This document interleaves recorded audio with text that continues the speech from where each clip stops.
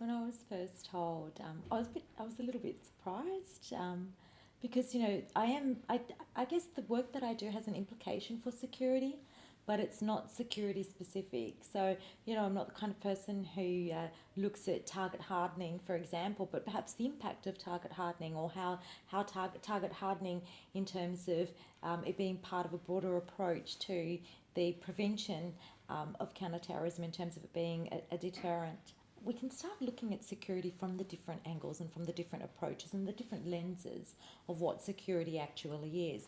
In terms of, first of all, personal security, what does it mean to feel personally secure?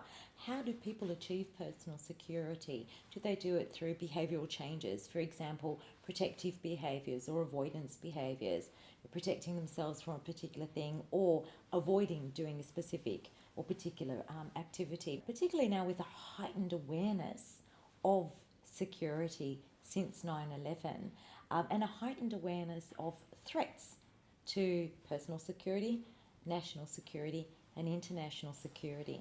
So I think one of the things that we can start doing when we're looking at security, and when we're for those who teach security, for example, for those who are studying security, but even just out of general interest, is let's start looking at security from its different perspectives. From a very broad kind of perspective, go to the prevention of violence through building a society where the fabric of that society is much more valued. So all kinds of industries have a role to play, and for a lot of the time that I worked in the area and worked in the counterterrorism space, I was trying to advocate for more private-public partnerships. I think we also need to recognise our limitations as well, and I think primarily in terms of addressing the manipulation of fear. It's not so much the fear itself, but the manipulation of fear for political gain. Then that needs to come from our highest levels. That needs to come from our leaders. That has to be a strong message that comes from the very top. The security industry, particularly private security industry, does tend to attract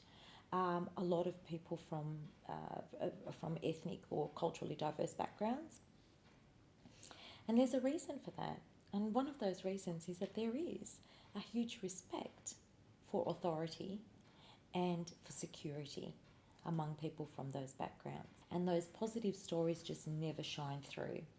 I think one thing that the industry can do is really promote those stories. It was a big surprise, but an absolute honour to be recognised by such an important industry, particularly in this day and age, and to be recognised, to have the work that I've done recognised for its implications for security. It's really special.